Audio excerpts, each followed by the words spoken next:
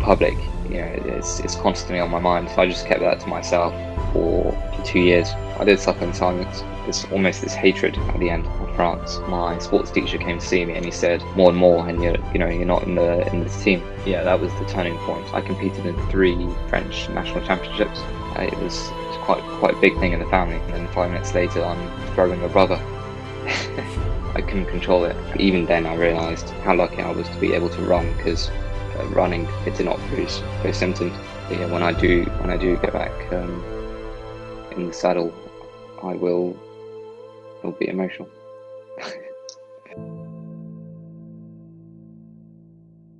Hello and welcome to the second episode of the Extrospective podcast with your host Zach Villeneuve-Snell. Today I'm joined by Max Williams, and we'll jump straight into things by asking how we met, how did you come across me, and how are you here today on the podcast? Yeah, hi Zach, thank you for having me.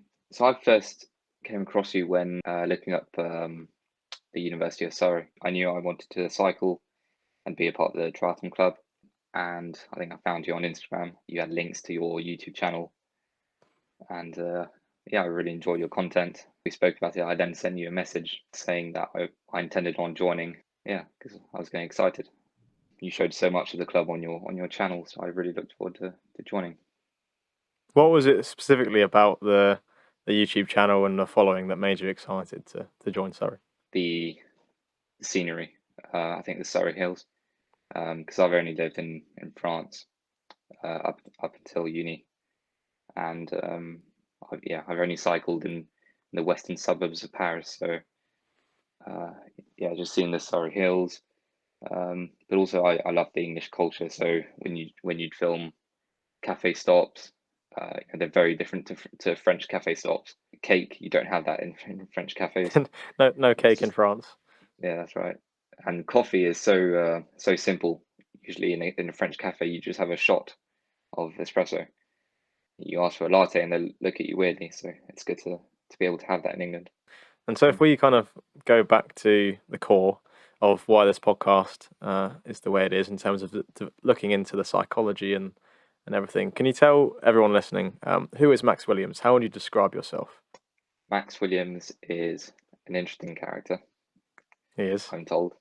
Um, so I'm quite driven in what I do, mostly in sport though, and how I look after myself. I like to be healthy and disciplined. Yeah, together we'd gym, almost every day, early as soon as the gym opens. Getting the first thing done in the morning motivates you to get the next thing done. So whether that's in my food, I win my mornings, and I win my days.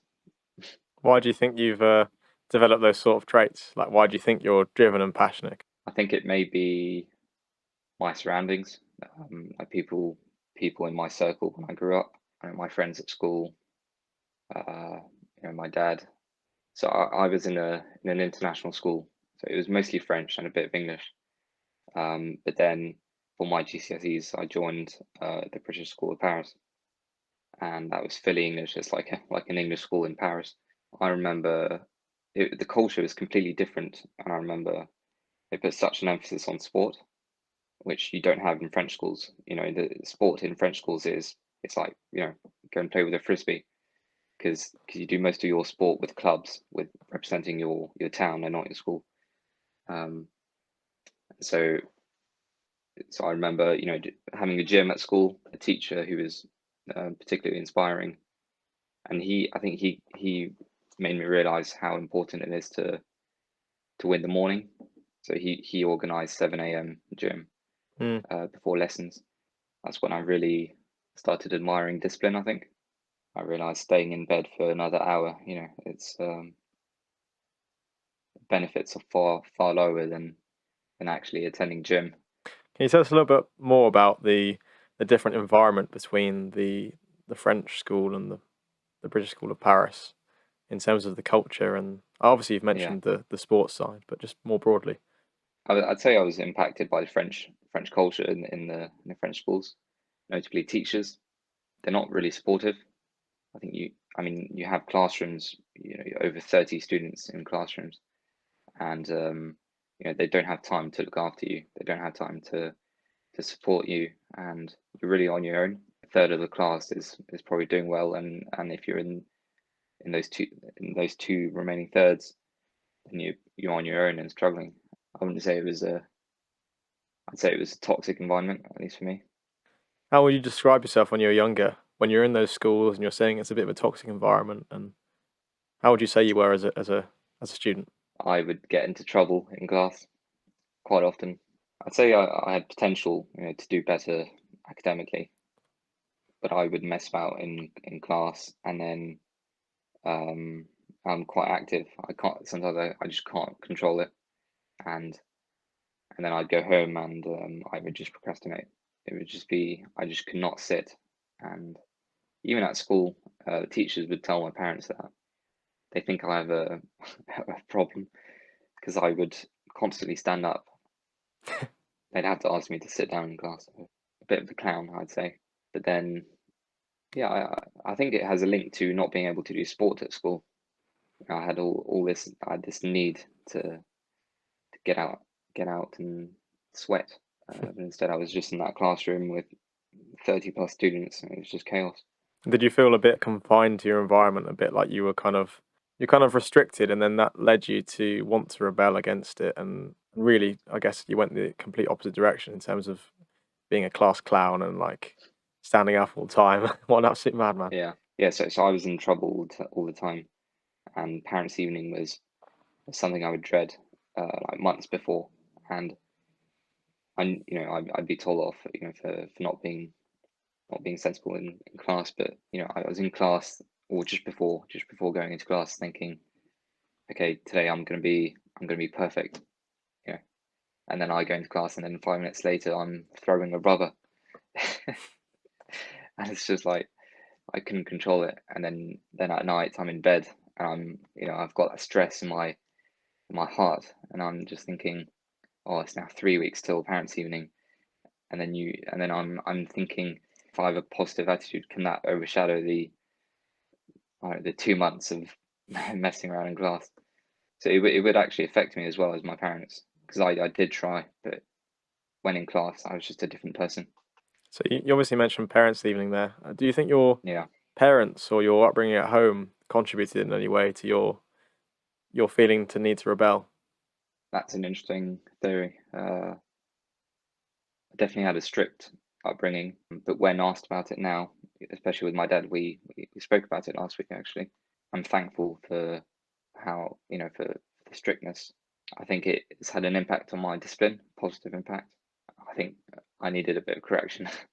I think, especially when, as I described, I was a bit crazy.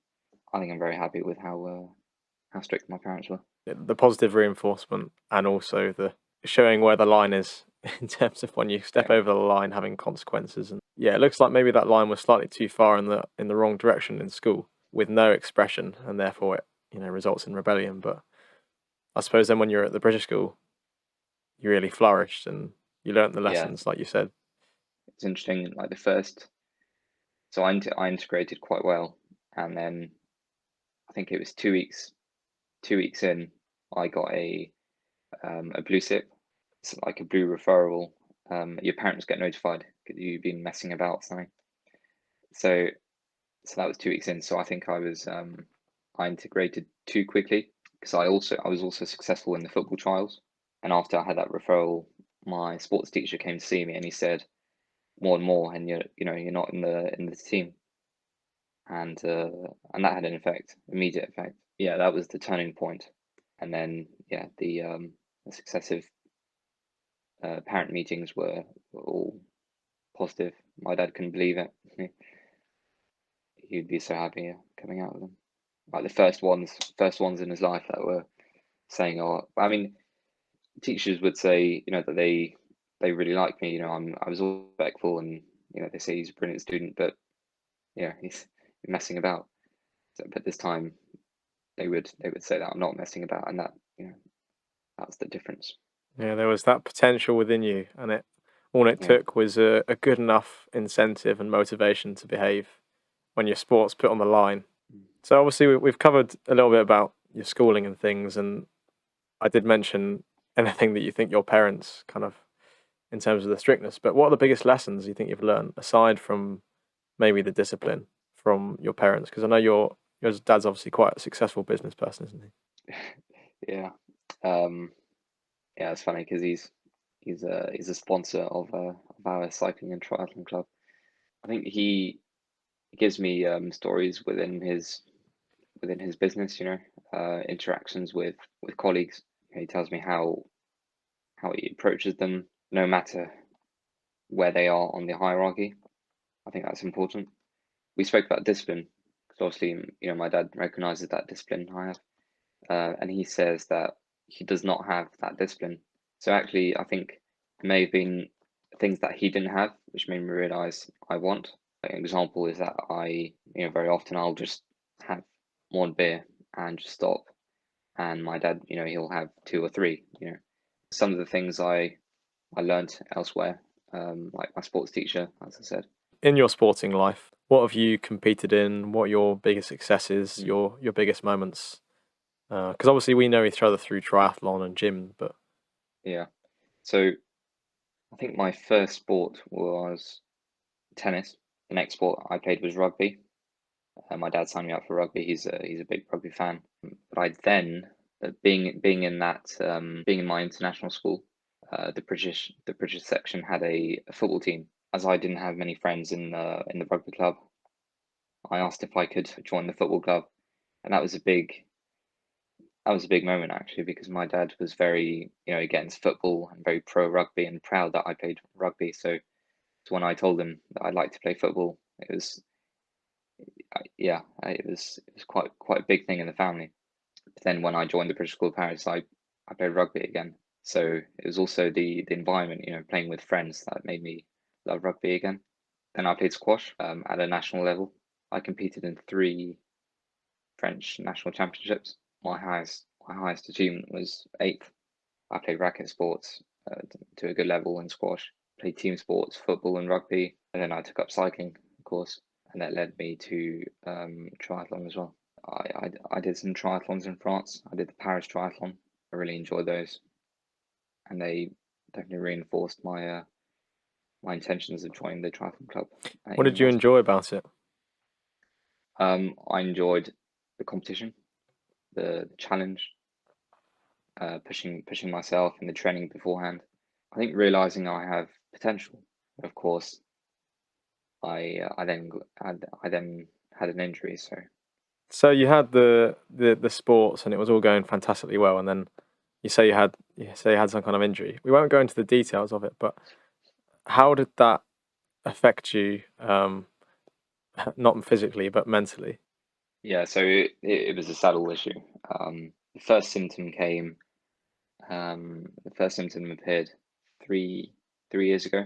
I was lifting quite a lot, and then I remember on one particular ride, I had that symptom, and since then it hasn't it's never gone away. It's always been there when I ride, and it's really it's really annoying, and it shows.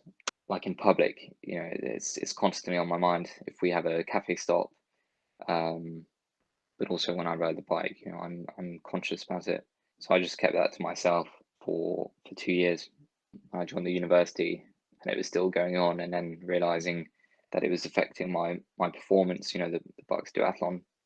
Um, yeah, that bothered me on the bike. So I decided to tell my dad.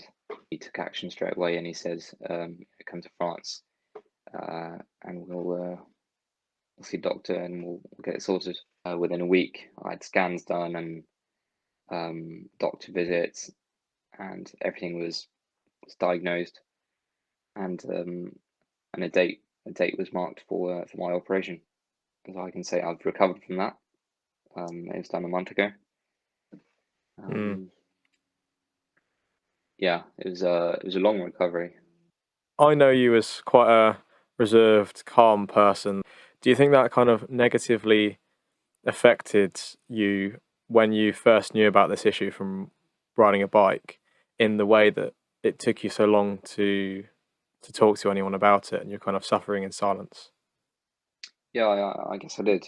I did suffer in silence, but I thought that was worth it due to the yeah, I guess the embarrassment of disclosing that.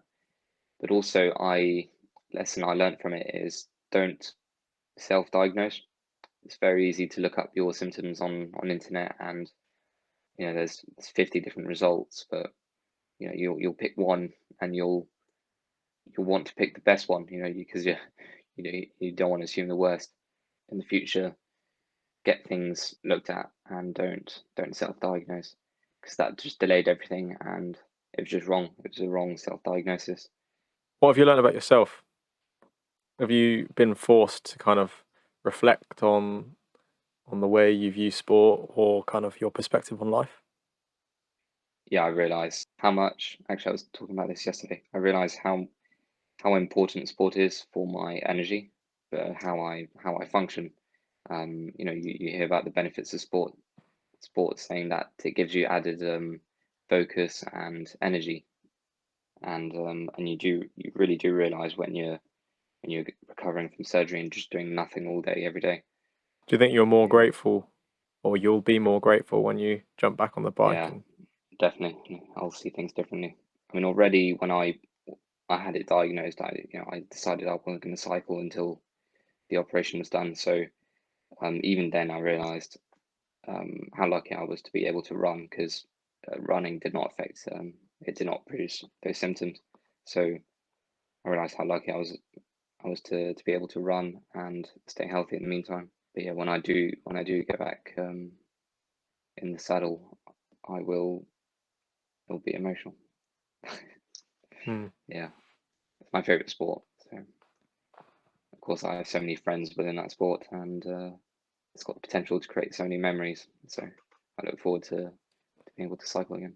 It takes a lot to be able to, as you say, kind of be brave enough as you would, because I don't know how I would react. In, of course, you go through all the operations and the awkwardness and embarrassment of all of that. But yeah, really interesting to hear about that. So obviously we've known each other this year through going to the gym every morning, early in the morning. And later, when you couldn't ride your bike, we've been doing a bit of running. I also took a Yeah. bit of time off the bike during the exams. What is it about the running and the cycling in general, and kind of getting outside? What is it about that in particular that you sort of missed and you can't wait to get back to? So I love when I ride. I always say this. I love getting away from technology. It's an opportunity to get away from social media and just um, appreciate nature.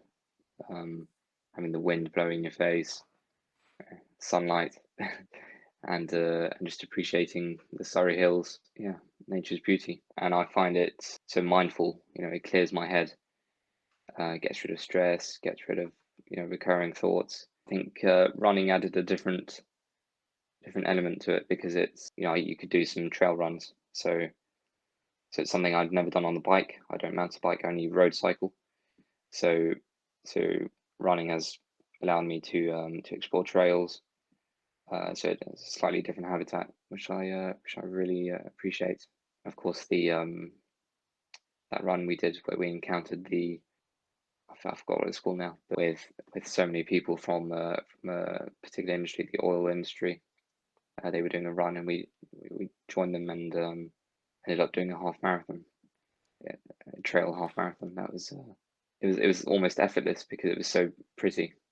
So yeah, It's basically some kind of um, event to raise charity or something they do every week, and they go around and chase little spray painted dots on the floor, and you never know when the next turning is going to be. So everyone's sort of exploring each trail and cooling, and then everyone runs in that direction. I think that was a great way to almost get back to our roots as humans, because I feel like that's far more natural to us than being indoors on our phones. Kind of not only being out and exercising, but just running around and calling where the next path is in a not in the jungle, but in the forest somewhere.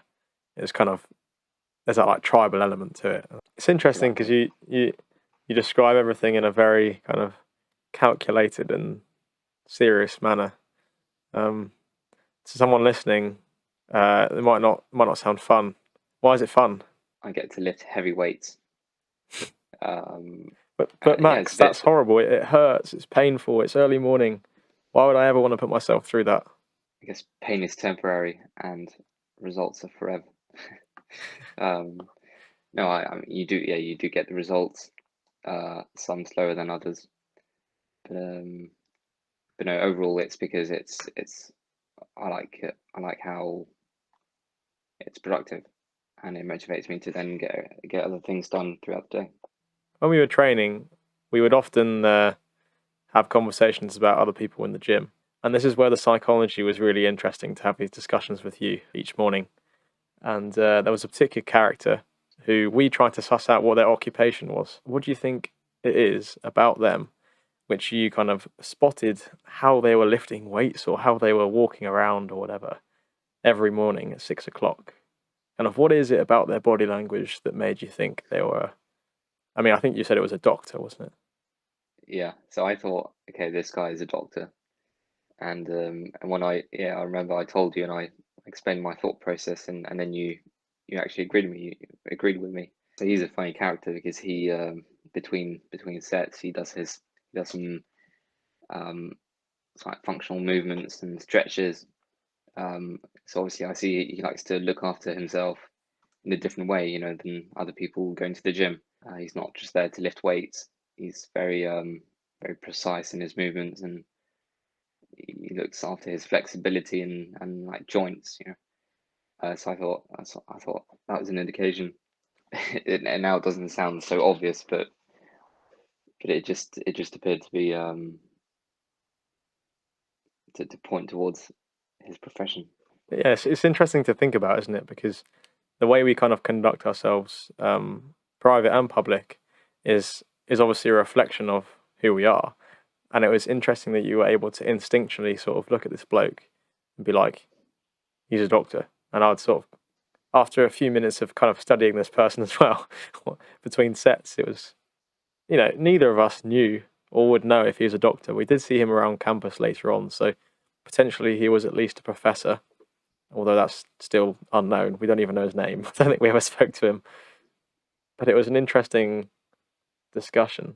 If he was having the same thoughts about you in the gym, what do you think he would think that you do or who you are?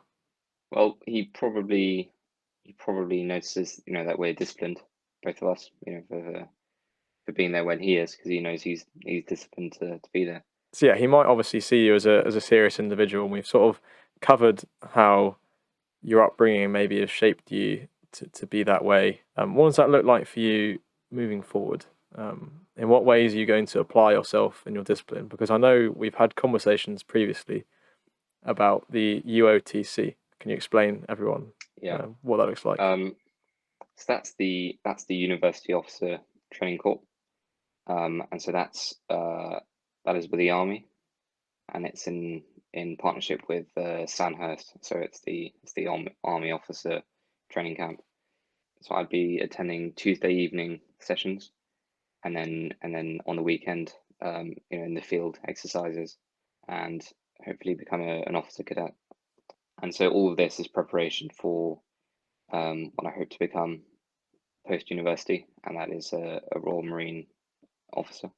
When and why did you first want to join the army?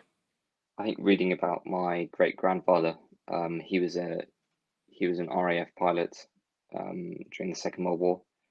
Um, he was he was a war hero. He completed over 100 missions, and was awarded a medal by King George. Um, yeah, the Distinguished Flying Cross. So if you're in the RAF, you'll know that is quite an award.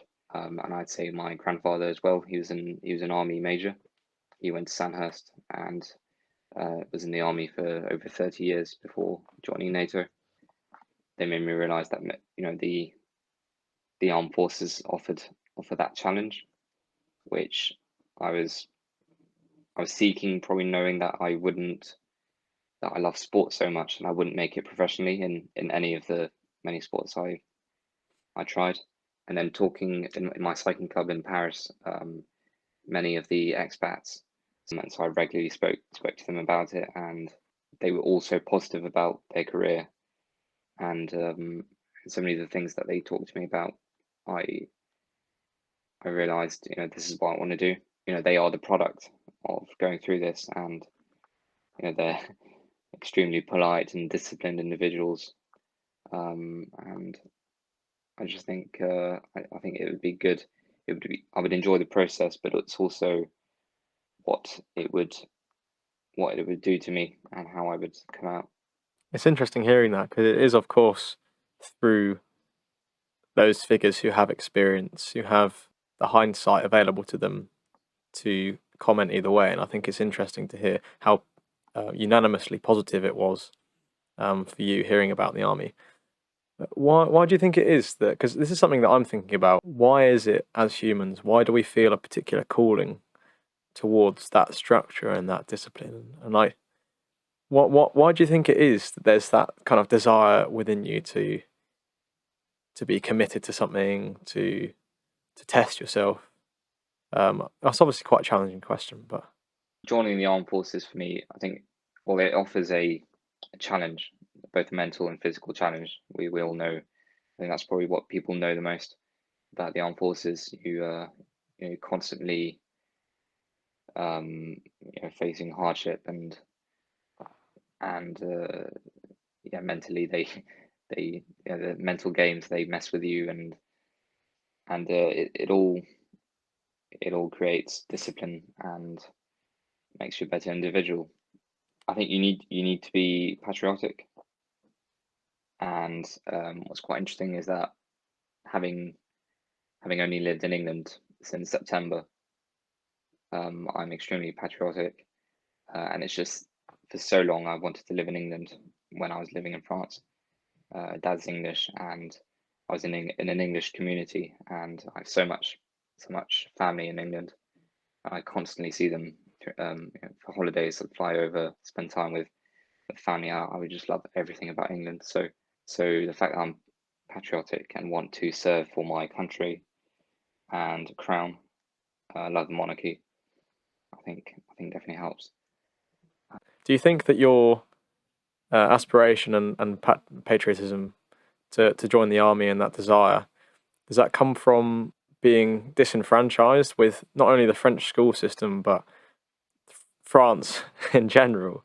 And of course, from some others' perspective, it might not be the case, but you've got that. Obviously, you've got an English dad and family in England, and maybe that was an escapism for a young Max who dreamt of one day moving Yeah, to England, and kind of the dream of the country the being English proud dream. of you. Yeah. Yeah, yeah. I mean, that it's not a similar case for my siblings. They love France and they're very happy living in France. But I had this. I obviously had this almost this hatred at the end of France, and I just was desperate to live in England. So the fact that my siblings see it differently is probably due to my experience, my personal experience in France, French people, French teachers, French environments, and this such positive experience in English environments. Do you think being the youngest child played into that at all? Perhaps, I mean, there are differences between my siblings and I. I'm definitely the most disciplined. Yeah, that's a tricky one.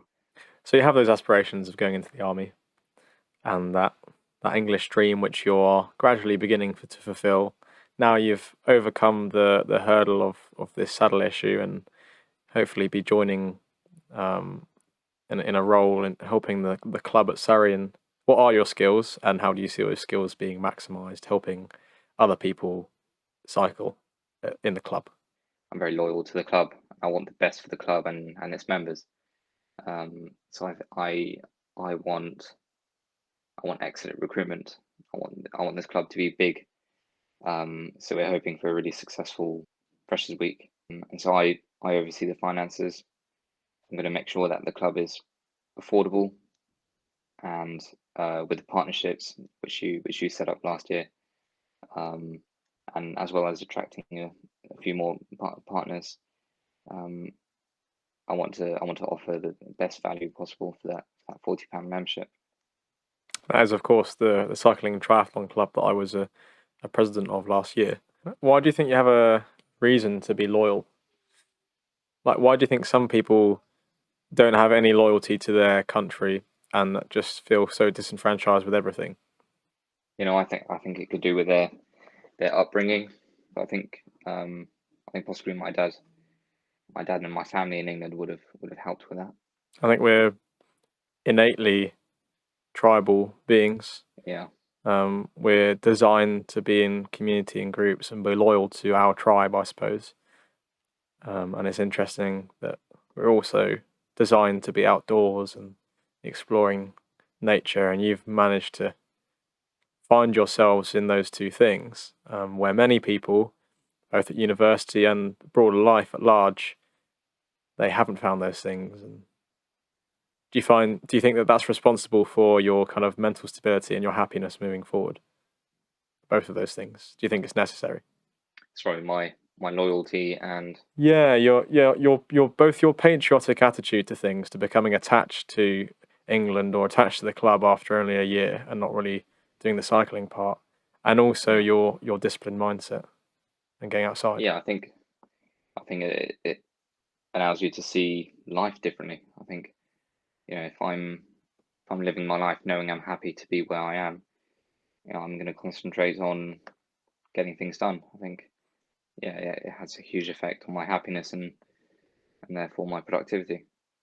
How do you define success? I think it's very personal. I think success is very personal. I think it's how you think you did on the outcome of a certain process. What is it for you? When will you be happy with your career and with your sports, or is it a never-ending search for more and more success? Yeah, I think it progresses, but at the moment, I see the my biggest goal in life right now is to make it as a Royal Marine officer. That would be a huge success for me. And then maybe if I do get there, because it's very selective, if I do get there, the next goal would probably be special forces. And then if I do get that, that would be another success. And then by then I'll probably start thinking about family, and then that would be another success. Are there any questions you've got for me before we finish? Yeah, I would like to know your current plan in life.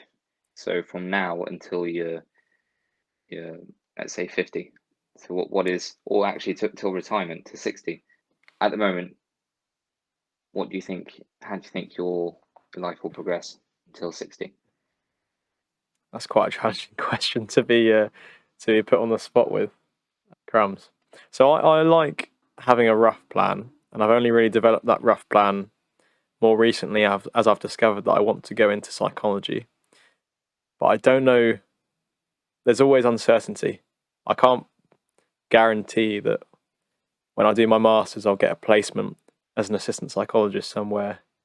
And I don't know whether I'll like being a psychologist in practice or whether I'll just go more into research and try and become a university professor and researcher. That does interest me quite a lot as well. But it's all a means to an end, really. And, well, not the end, but the goal for me is family, is setting up a successful and stable family and earning enough that my future wife, it's only a choice for her to work. It's not a necessity. And that hopefully I can grow an online platform and reach people and help people with whatever it is that I want to share.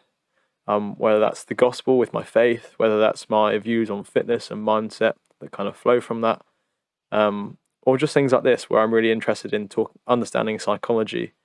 And if we can understand our psychology better, then we can live as better humans, because we're going to make less mistakes and have less bad traits, or at least intentionally work on them.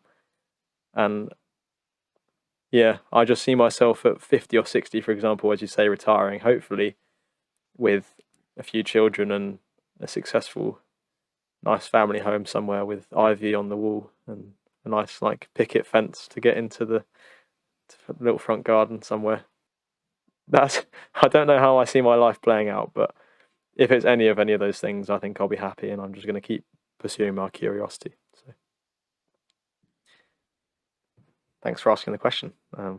It's quite a challenging one to think about and pack into like a 2-minute response, but it's just because I realise probably every year I've got a different life plan, and well, actually, this one, the current one which starts from joining the Royal Marines, started probably last year. So before that, I wanted to be an army reservist. So that would have been, half, only part-time army, and then being in an office job mainly.